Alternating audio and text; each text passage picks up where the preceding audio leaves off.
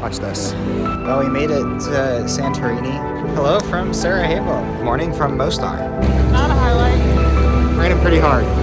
Day number 2 in Dubrovnik. All right, good morning from the lovely country of Switzerland. Good morning from the literal foothills of the Alps. Good morning from Strasbourg.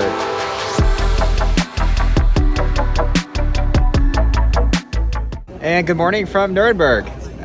So we got here last night and did the Christmas markets. If you want to watch those, there's a video right before this. Those are magical. But today we're going to learn a little bit about the city. So we've got a walking tour as per our usual. And we're actually starting here at the walls of the city. And we learned that Nuremberg was actually only demolished once in history, and that was in 1945 during World War II. And so while a lot of the city is not preserved, it's of post-war buildings, there are certain sections of the city that have pre-war architecture and things, and behind us is one of them. Yeah, I think it's pretty interesting too, seeing the Christmas markets last night, and obviously that goes up for a certain time of year, but the craft market is here and that stays up year round, and it's still the original craftsmen and jewelers and leathersmiths and things. So pretty excited to walk around that and see some of the sort of long-standing stalls that are here. Yeah, and that's our first stop, is actually the crafts market right behind us, so let's go take a look.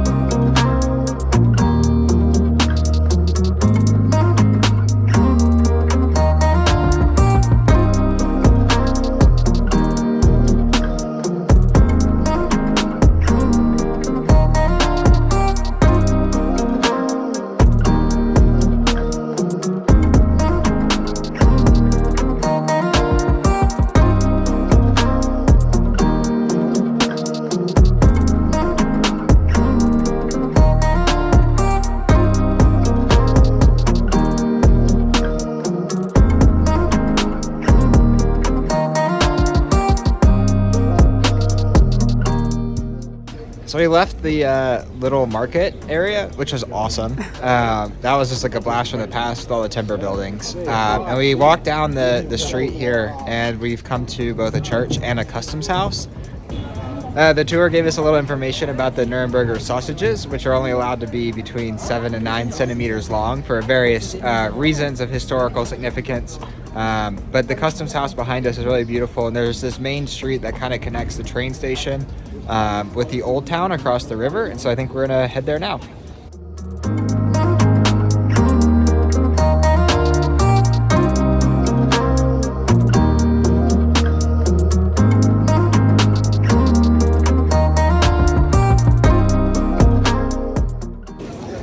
Our next stop on our way down towards the river and the old town is the Cathedral of San Lawrence. One of the best, I think, Gothic architecture cathedrals in Germany. And our tour said that this was started to be built around 1300, completed a little later, obviously, because it is absolutely astounding. It has a rose window in the front that is very, very beautiful. The inside is simple yet, impressively decorated. Yeah, I thought it was kind of funny. They built the church since the city was growing, which made sense, but they didn't have a patron saint, so they just picked Lorenzo because he was the saint that they liked the most. They liked what he did, so they picked him and they went with it, and now here we are. Yeah, so really cool. I think we're going to continue on our way. The other cool building here is one of the last examples of a tower house here in Nuremberg. We first saw these actually in Ireland. I thought they were interesting, and it's cool to see a take on one here in Germany. The more you know. But we're going to continue on now.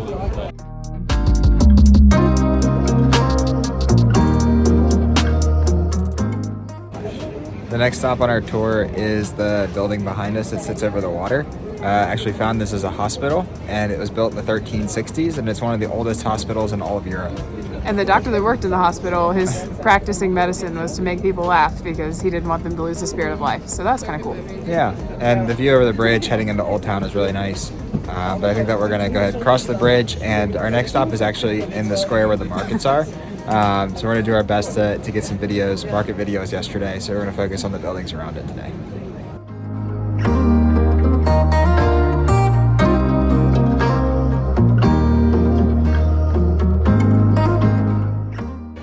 So we made it to the main square of Nuremberg, and we learned a little bit about it, which actually has a really dark past. Obviously, right now, the Christmas market's here, and everybody's happy and having a good time, but in the 1300s, the city of Nuremberg actually needed space for a main square, but space inside the city walls was really tight. So what they did was they started to negotiate with the Jewish community that lived here and the synagogue that is now where the cathedral is, and the Jewish didn't want to leave. Knowingly so. It's right in the middle of town. Great spot. So there was a fire, actually, that was questionably set and burned down this entire community and forced the Jews to leave, and now they have a town square. So really sad, but the cathedral started to be built in the 1300s under a guy named King Charles. He was originally from Prague in Bohemia. And funnily enough, too, he used to travel between Prague and Nuremberg all the time. He made like 50-some visits here. But he determined that he was only going to travel here in his own lands. And so about halfway through all of his travels, he just redrew the borderline of Bohemia to right outside of Nuremberg and stuck a sign and said, "This is Bohemia." It's still there. Yeah, and he seriously brought order to the city. I think he imposed a lot of laws, and somewhat comically, if you brewed bad beer, you would be drowned in a pool of bad beer. So, it was quite literal punishment, I guess.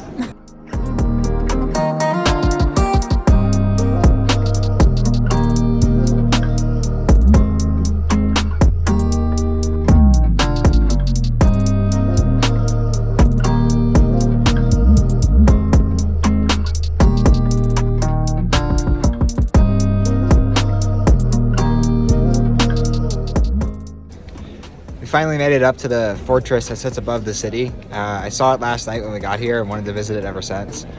It's really neat. It's I don't know how well preserved the original is, but it's really cool to see it. It was originally built as part of the Holy Roman Empire in like 11th century, I think.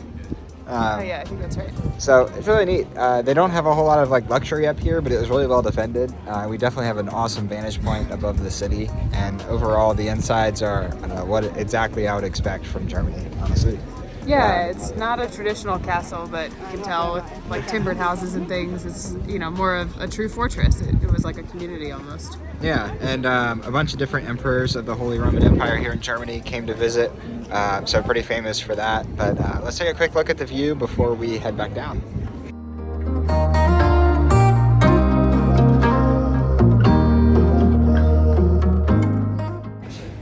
Now this is the Nuremberg that I was looking forward to.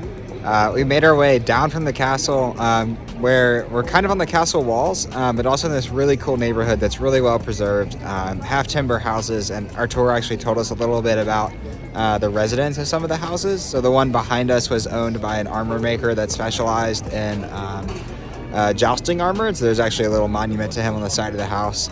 And then in front of us is a house of a famous painter, Albrecht Dürer Haas, in which this whole square is actually named after. But to me, this is just really cool. The architecture is awesome. It's really well preserved. It's a bustling little square. This is probably my favorite area so far in Nuremberg. Yeah, I agree. So with that, I think we're actually going to walk through a gate in the castle walls, which our tour told us was like almost a mini city within the city, and see what that's about.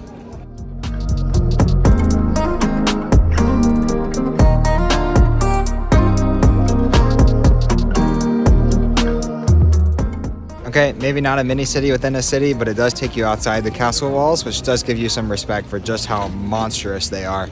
And there's a little moat that we're kind of standing over, so this was seriously defended. Pretty cool, but we're going back inside now and finishing up our tour.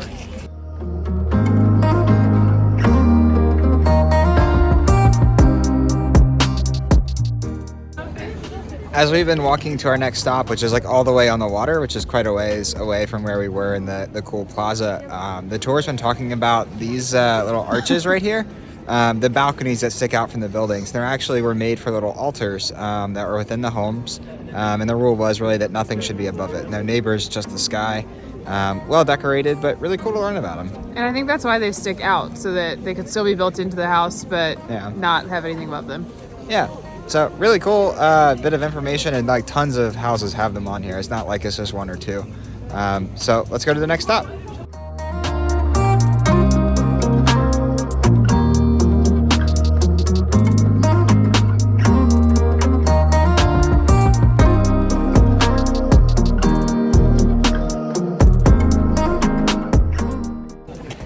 we had a little story time on this bridge with our tour. Talked a lot about the executioner of the town. Nobody liked the executioner. He had no friends. He was not allowed in a lot of places. And unfortunately, the job was hereditary. So if you were the son or daughter of the executioner, well, you're the next executioner, and you have no friends and you have nowhere to go. And unfortunate. But interestingly enough, the executioner was also heavily protected. It was a great crime to kill an executioner. So they talked a lot about how even when he went to church, he was well protected. And his house is actually this red house right behind us here, which is one of the biggest in the city because apparently it still paid well to be an executioner. But on a brighter note, I think we're going to head to a really cool fountain.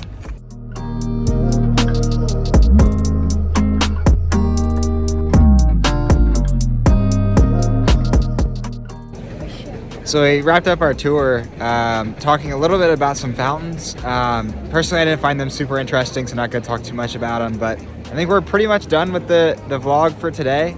It's like mid-afternoon. I think we're going to go get something to eat, warm up a little bit. Maybe a little bonus footage today. We're going to head out to the Coliseum and Zeppelin Field, I think. So not really places that are happy or inspiring, but definitely an important part of history. So I think we're going to go out and do those. But for today, I think that we will call this one a good night, and we are off to Stuttgart tomorrow.